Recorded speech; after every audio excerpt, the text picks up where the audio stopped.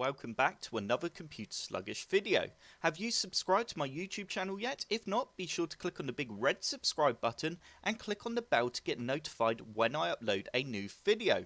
Also, don't forget to check out my social media channels. I have been asked, is there a way to display the confirmation dialog when deleting files just like in previous Windows?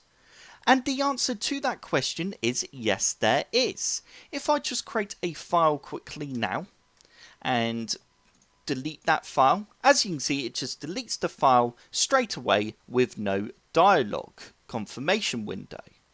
To bring this window back, all you need to do is right click on your recycling bin and then go to Properties. You now need to click on Display Delete Confirmation Dialog and press Apply and OK. If we now right click again on our desktop and create a text document, and if I now delete this text document, as you can see, it asks me, am I sure I want to move this file to my recycle bin? And if I press yes, it will then delete the file.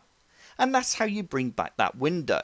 I hope this tutorial has helped. If it has, hit the like button below and subscribe for more Computer Sluggish tutorials. Don't forget to check out my social channels.